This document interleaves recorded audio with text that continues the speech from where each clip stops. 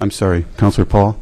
Thanks, Mayor. I just wanted to clarify the interest group, for those of you who are not aware, are children in our community. That's the interest group that's being talked about as the future of our country.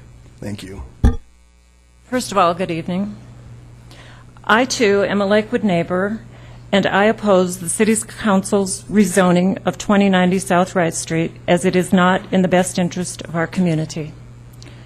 The petition process is a safeguard built into the system to allow citizens to challenge decisions made by elected officials that harm the very people that they are elected to represent. After the petition is submitted and validated, the council has two choices: either reverse the decision or put it to a vote of the people. The mayor and councilor members are elected to represent their constituents, not to arbitrarily make decisions that hurt our community, not to represent special interest groups, and not to pit good neighbors against each other. This is what our city council did by voting to illegally take the land out of planned development and rezone to 2R, which makes for a very uncertain future for this property. The city professes that they want citizen involvement, and they tell us that our concerns and our input are valuable. However, every time we've expressed our concerns, they are entered into the record, not always accurately, and then they are completely ignored.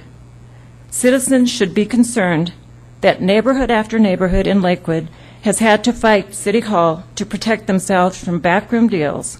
Remember the Switch the Ditch, the unwanted ball field at Coyote Gulch Park, and the attempted development of a ravine that is vital to our wildlife. And now, here we are again, another neighborhood group and another bad deal.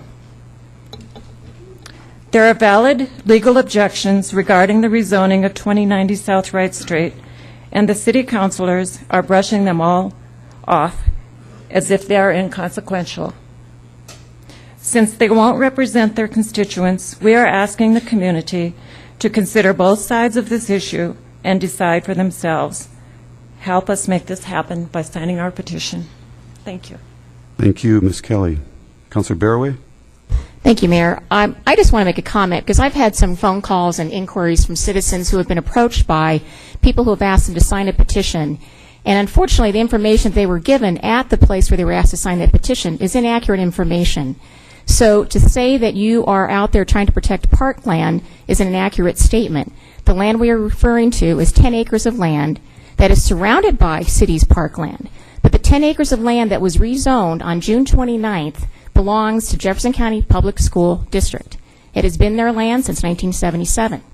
If you want to go back and look at the development plans that were put in place in the early 1970s, it did say that if for some reason there was no school built, it would revert back to the city of Lakewood. We never took ownership of that piece of land.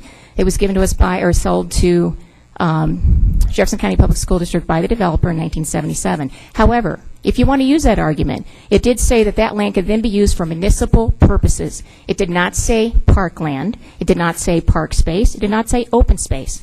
It said municipal purposes. What does that mean? That means we could build a maintenance facility there. We could put a recycling center there. If that were the case, that's not the facts. The facts are the land belongs to Jefferson County Public School District. So these citizens that have called me were very upset to find out that they were asked to sign a petition that said to save open space. When they found out the information was inaccurate, they were very upset with the people who had asked them to sign that petition. So as you said, there are two sides of the story. The only thing I agreed on what I just heard tonight is that I think all citizens should make sure they find out all the facts of everything that has occurred, and you can do so by looking at the Planning Commissioner's report, by looking at the videotape of the night of our hearing, rezoning hearing here on June 29th that lasted for many hours, and they can look at all the material, including the material you just put in front of us earlier. So that's one thing I do agree with you on, is all citizens should take a look at all the facts that are involved in this case and make your decision, and don't rely upon misinformation given to you by a petitioner at a library or a grocery store or someplace else. Thank you. Thank you. Derek Sevier, please. Derek Sevier.